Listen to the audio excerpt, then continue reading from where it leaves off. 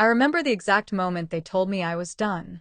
It was a Tuesday, cold, gray, the kind of morning where the sky looks like wet concrete and the wind cuts right through your coat like it has somewhere more important to be. I had driven to the office that morning with my coffee in the cup holder and the radio on low, the same way I had done for 6 years. I had no idea that by 10 o'clock I would be carrying a cardboard box through the lobby and trying not to make eye contact with a security guard who had known my name since the day I started. My manager, Dale, couldn't even look me in the eye when he said it. He sat across from me in that glass-walled conference room on the fourth floor, the one everybody called the fishbowl because you could see straight in from the open-plan office, and he fidgeted with his pen like it owed him money. He cleared his throat twice before he even started talking. The HR woman, a quiet, apologetic woman named Fran, sat beside him with a folder on her lap and the expression of someone attending a funeral they had not wanted to come to.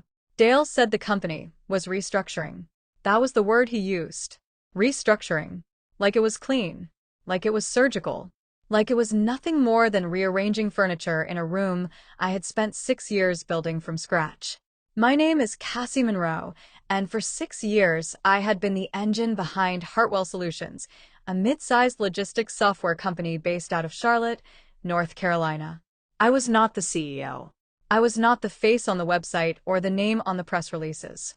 I was the woman in the back office who had quietly, methodically, and with very little fanfare built every major client relationship the company had. I had negotiated 3 of their largest contracts. I had personally saved 2 accounts from walking out the door when the product team shipped a disastrous software update in the spring of 2021 that broke core functionality for about 40% of their enterprise clients. I had spent 2 solid weeks on the phone in conference calls, flying out to client sites, and doing whatever it took to hold those relationships together while the engineers scrambled to fix what they had broken. Nobody gave me an award for it. Nobody even gave me a proper thank you. They gave me a gift card to a steakhouse and a note that said, "Great work, team." I kept the gift card. I did not keep the note. I walked out of that building carrying my cardboard box and my dignity, and I told myself I would not cry until I got to my car. I made it all the way to the 3rd floor elevator before the tears started. But here is the thing about me, and this is something anyone who has known me longer than a year could tell you. I do not stay down. I am a woman who has been underestimated her entire career, in every room, at every table, from the time I was a junior account coordinator at 23 years old being talked over by men twice my age who knew half as much. Every single time, I have taken that underestimation and turned it into fuel. I have made a habit of it. I have gotten very, very good at it. So I sat in my car in the parking garage, and I cried for about 12 minutes. And then I wiped my face, started the engine, and started thinking. The restructuring, and I use that word the way you use air quotes because it deserves them, was really just Dale and the new VP of Operations, a man named Greg Bowman, consolidating their own power and cutting salaries to hit a quarterly number that the board was breathing down their necks about. Greg had arrived at Hartwell about 8 months before I was fired, recruited from a competitor with great fanfare and a compensation package that made a few eyebrows go up. He came in like he owned the place, full of PowerPoint decks and industry buzzwords and the specific kind of confidence that belongs to men who have spent their careers being told they are brilliant without ever being seriously tested. From the moment Greg walked into that building, he was threatened by me. I did not look for it and I did not want it, but I saw it almost immediately. It was in the way he talked over me in meetings, not aggressively, but consistently, with the practiced ease of a man who had been doing it for years without anyone ever calling it out. It was in the way he took credit for strategy that had come out of conversations I had initiated and built. It was in the way he would question my client relationship numbers in front of senior leadership, not because they were wrong, they were never wrong, but because questioning them publicly was a way of planting a seed of doubt. And Dale, to his eternal and lasting shame, let every single bit of it happen. Dale was the kind of manager who had built his entire career on choosing peace over principle. He had gotten pretty far on that strategy, I will give him that. But it had cost him his integrity somewhere along the way, and by the time I needed him to stand up for me, there was nothing left to stand up with. What neither of them understood, what they couldn't have understood because they had never taken the time to actually learn how the business worked at the ground level, was that the most valuable thing about my role was not on any spreadsheet they could look at. It was not quantifiable in a way that showed up in a quarterly budget review. The most valuable thing I had was relationships. And not the surface level, send a holiday card, check in once a year kind of relationships. I mean real ones. The kind built over years of showing up, following through, being honest when things went wrong, and fighting internally for your clients even when it was inconvenient. The kind of relationships where the person on the other end picks up when they see your name on the screen. 3 of Hartwell's biggest clients had that kind of relationship with me personally. Not with the company email. Not with the Hartwell brand. With Cassie Monroe, specifically and directly. And I had not done that accidentally. I had done it deliberately because I had always known, even when I was too loyal to act on it, that in this industry, your relationships are the only truly portable asset you have. The biggest of those clients was a company called Meridian Freight, run by a sharp, no-nonsense woman named Diane Cutler, who had been in the logistics industry for close to 30 years and had the track record to prove it. Diane and I had started working together 4 years earlier, back when Meridian was a solid but unremarkable mid-tier account that Hartwell's own sales team treated with polite indifference. I had fought internally, harder than anyone knew, to get Meridian better implementation support and more flexible pricing during a growth phase where they needed both. I had gone to bat for them in budget meetings where other accounts got priority. I believed in what Diane was building before the numbers made it obvious, and Diane remembered that. By the time I was fired, Meridian Freight had grown into Hartwell's single largest client, representing just over $3 million in annual contract value. They had gone from a line item to a cornerstone, and they had done it with my hand on their account the entire way. I had been gone exactly 11 days. 11 days of cereal for dinner and stress-watching home renovation shows until 2 in the morning, when Diane called me on my cell. "Cassie," she said, in that direct, take-no-prisoners way she had that I had always admired, "I just heard what they did to you. And I want you to know that I think it is an absolute disgrace." I thanked her. I told her I was doing fine, which was partially true. I was doing fine in the technical sense. I had not yet fallen apart completely. I was leaving the house, I was returning calls, but I was also lying awake most nights with my brain running laps around everything I should have seen coming. Fine was a generous description of where I was. "I want to have lunch," Diane said. "This week if you are available." We met on Thursday at a restaurant in the South End, a place with good food, good light, and wine poured by people who did not ask follow-up questions. We sat across from each other, and within the first 20 minutes, without either of us quite meaning to lead with it, Diane had told me something I had not expected to hear. She was exploring options. Meridian had grown substantially over the past 2 years, and was beginning to feel like they were outgrowing what Hartwell's platform could offer them. She had been quietly looking at competitors. The conversations were early, nothing was decided, but the dissatisfaction was real, and it had been building for a while. She had been meaning to raise it with her account team at Hartwell, but had not yet found the right moment. And then she looked at me across the table and asked, very directly, whether I had any plans. I told her the truth.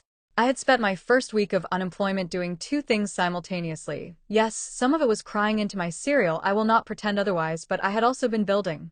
I had been in touch with an attorney. I had been researching competitors in the implementation consulting space. I had a business plan taking shape in a legal pad on my kitchen table that was already 15 pages long.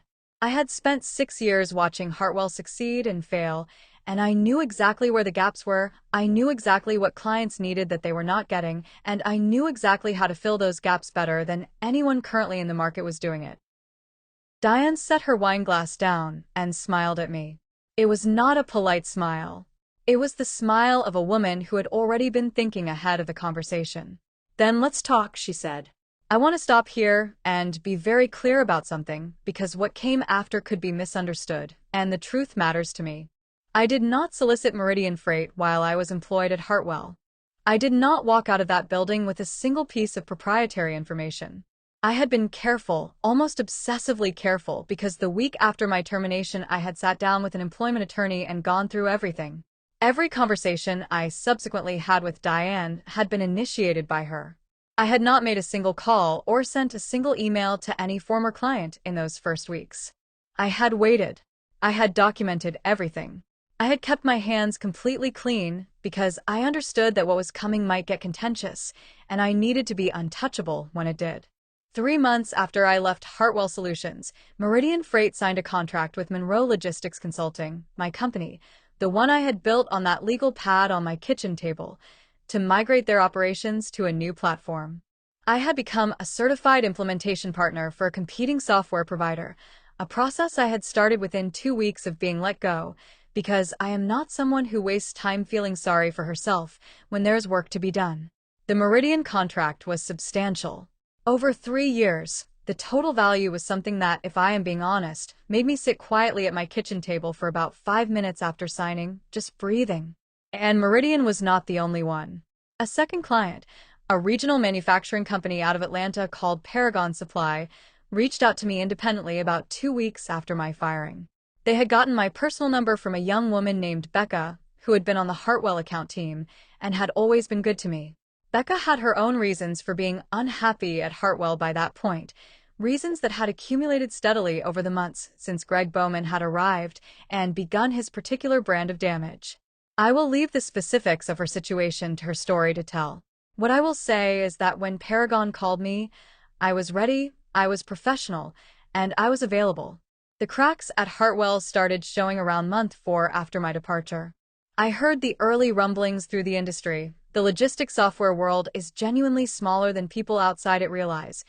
Everyone knows everyone, everyone talks. And then Becca, who had left Hartwell herself by that point and was not bound by any loyalty that had not already been broken, gave me a fuller picture. Greg Bowman had walked into a scheduled quarterly review meeting with Meridian Freight, apparently operating under the assumption that everything was fine. According to the account I heard, and I heard it from 2 separate people who had been in the room or just outside it, he had gone in with slides. He had a presentation prepared about Hartwell's product roadmap and upcoming feature rollouts. He had talked for several minutes before anyone stopped him. What Greg had apparently not been told, or had not taken seriously enough to look into, was that Meridian had already formally notified Hartwell of their intent not to renew. The notification had gone to the general account management inbox and had been sitting there, according to Becca, for over a week before anyone with authority had actually read it. Because the account management inbox had been my responsibility for years, and after I left, nobody had thought clearly about who was monitoring it or how. Greg had not set up any transition process. He had assumed, with the breathtaking, comfortable arrogance of a man who had never actually worked a client relationship from the ground up, that clients were attached to brands rather than to people, that they would stay because of the logo on the invoice, that relationships were a function of contract terms rather than trust. Diane Cutler let him get through most of his presentation before she stopped him. And then she told him, politely but with the particular coldness of a woman who has been patient past the point where patience was warranted, that Meridian would be ending their relationship with Hartwell at the next contract renewal date. She had already signed with a new provider. She thanked him for his time. I was told that Dale, who had been sitting in the meeting as a silent observer, went completely white. Not pale. White. The kind of white that happens when the blood leaves your face because your body has processed the scale of a mistake before your brain has had time to construct a denial. Greg, from what I heard, tried to push back. He asked who the new provider was. He asked whether there was room to discuss terms. He suggested that there might be a misunderstanding. Diane, by all accounts, was unmoved. She had been in the industry for 30 years. She had seen men like Greg Bowman come through before. She was not interested in renegotiating a decision she had already made carefully and deliberately. The Meridian loss alone would have been serious, but it did not stop there. Over the following 2 months, 2 more accounts that I had managed closely began making noise. One of them, a freight brokerage out of Nashville called TriStar Logistics, sent a formal letter requesting a full contract review and a pricing concession as a condition of renewal. Hartwell gave it to them because the alternative was watching another major account walk. The concession they ended up offering was substantial enough that the account, even retained, was now operating at margins that barely justified the infrastructure cost of servicing them. The other account left entirely. By the end of that fiscal year, Hartwell's own internal finance team, and this number became something of an open wound in the company, had estimated the combined impact of lost contracts, renegotiated terms, and the cost of emergency client retention efforts at somewhere between $4 and $5 million. $4 to $5 million.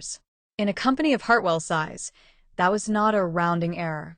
That was a wound that changed the conversation in the boardroom, changed how people looked at the decisions that had been made, and changed whose names got mentioned when someone finally started asking the question that should have been asked months earlier. How did we get here? I know the specifics of what happened internally because the situation became an open secret in the industry and because something happened that I had not anticipated. A board member reached out to me. Her name was Sandra Park, and she had been on Hartwell's board for several years. A quiet, methodical woman with a background in corporate governance and the kind of measured manner that tells you immediately that she has seen things go wrong before and has learned from it. Sandra had never been convinced by Greg Bowman's hire. She had raised questions in the boardroom that had been overridden by the majority, and she had watched the subsequent year unfold with the grim satisfaction, or perhaps more accurately, the grim lack of surprise, of a woman who had been right and had the documentation to prove it. Sandra did not reach out to offer me my job back. She reached out because the board was conducting a formal internal review of the client relationship losses, and she wanted to hear directly from me about the timeline, the nature of the accounts, and the context behind what had happened. We met in a conference room in a building 2 miles from Hartwell's headquarters, neutral territory, essentially, and I sat across from her and told her everything I knew that was mine to tell. I walked her through the history of each major account. I explained how those relationships had been built and why they were personal rather than institutional. I was honest about the fact that I had not done anything to deliberately accelerate client departures. Every move I had made was initiated by the clients themselves, and I had documentation of that if she needed it. But I was equally honest about the fact that when business came to me, I had accepted it. I was not going to apologize for that. Sandra listened to the entire account without expression. She did not interrupt. She did not push back. She took notes in a small leather notebook she had brought with her, and when I finished, she closed it. She said, "Thank you for being straightforward with me, Cassie." She stood, shook my hand firmly, and left. I do not know everything that was said in that boardroom after that meeting. What I know is what happened. Greg Bowman was no longer at Hartwell by the following spring. His departure, by all accounts I heard from people with reason to know, had been swift. The word voluntary was being used publicly, but in the way that word is used when the alternative is a prolonged and uncomfortable process that benefits nobody. Dale was moved into a different role, same salary, different title, significantly less authority. The corporate equivalent of being handed a desk in the corner and asked to stay out of the way. Fran from HR was apparently fine. Nobody blamed Fran. I am not going to tell you, I felt nothing when I heard all of that. I am human, and I have never been very good at pretending otherwise. There was a part of me, a specific, deeply honest part that I will not dress up in more dignified language, that felt a profound and resonant satisfaction when the news came through. Not cruelty, not gloating, something quieter and more complete than either of those things. The satisfaction of a woman who had been undervalued, dismissed, and walked out the door by people who did not understand what they had, and who had then watched those same people spend a year discovering, in the most expensive way possible, exactly what they had thrown away. But the thing I am most proud of, the thing that still matters most to me when I look back at all of it, is not the contracts. It is not the revenue numbers or what happened to Greg, or the look on Dale's face in that meeting room. It is the fact that through every single moment of it, my hands were clean. I did not scheme. I did not leak information. I did not make back-channel calls to poison the well or accelerate the timeline. I simply walked out of that building with my name, my expertise, my relationships, and my reputation completely intact, and I built something of my own from the ground up, legally, ethically, and well. Everything that followed was the natural consequence of a company learning, at extraordinary cost, that some people are not interchangeable with a line item on a restructuring plan. There is a particular kind of blindness that affects people who have spent too long in comfortable corporate power. They look at the people around them, and they see functions, not foundations. They see a title and a salary and a role that can be eliminated and replaced. They do not see the invisible architecture, the relationships, the institutional knowledge, the trust built in 1,000 small moments that makes the whole structure stand. And when they pull that architecture out in the name of efficiency, they are genuinely surprised when the building shifts. They should not be. But they always are. I built Monroe Logistics, consulting into something I am genuinely proud of. Within 18 months of opening, I had 6 clients, a team of 4, and a reputation in the Charlotte logistics community that I had earned one honest conversation at a time. I work with people who see me, who value what I bring, and who understand that when you find someone who actually knows how to do the job, the real job, not just the job description, you hold on to them. Hartwell Solutions is still operating. They brought in new leadership eventually and stabilized somewhat. I bear them no active ill will. I have reached the place, with time and work and the steady building of something that is fully mine, where I can think about that Tuesday morning, the gray sky, the cardboard box, Dale and his pen, without the weight I used to feel. What I feel now, mostly, is grateful. Grateful that they made the decision they made, because it forced me to make the decision I should have made for myself years earlier. Grateful that I had the discipline and the foresight to keep my integrity through all of it. And deeply, quietly grateful for every client, every colleague, and every conversation that chose me back when I needed it most. They called me an employee. They should have called me a foundation. And when you pull the foundation out from under a building, not because it is failing, but because you do not understand what it is doing, you do not get to be surprised by what happens next. I am Cassie Monroe, and my story finished very, very well.